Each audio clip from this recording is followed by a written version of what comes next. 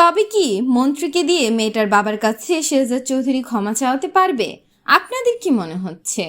হ্যাঁ ভিউয়ার্স, কি ঘটতে চলেছে দুনিয়া টাকার গোলাম নাটকের আগামী 21 নম্বর পর্বে, আর কি করলে আপনি সবার আগে আগামী 21 নম্বর পর্ব দেখে নিতে পারবেন, সকল কিছুর বিস্তারিত আপডেট জানিয়ে দেব আজকের এই ভিডিওতে। তাই আপনি যদি জানতে চান এই পর্বটি কবে আসবে এবং এই পর্বে কি কি ঘটবে, তাহলে আজকের এই ভিডিওটি একদম শেষ পর্যন্ত দেখুন। আর হ্যাঁ ভিউয়ার্স, আগামী 20 নম্বর পর্বটি যারা এখনও দেখেনি, আপনাদের সুবিধার জন্য আমাদের ভিডিওর ডিসক্রিপশন বক্সে লিংক দেওয়া থাকবে, অথবা ইউটিউবে সার্চ করে দেখে নিতে পারেন 20 নম্বর পর্বটি। তাই যারা এখনো 20 নম্বর পর্ব দেখেনি অবশ্যই দেখে আসবেন। তো ভিউয়ার্স, এখন কথা হচ্ছে এই পর্বটি কবে আসবে। তবে সেটা বলার আগে যারা এখনো এই ভিডিওতে একটি লাইক করেনি তারা দ্রুত একটি লাইক করে দিন, আর আমাদের চ্যানেলটি সাবস্ক্রাইব করে পাশে থাকা বেল আইকনটি অন করে রাখুন।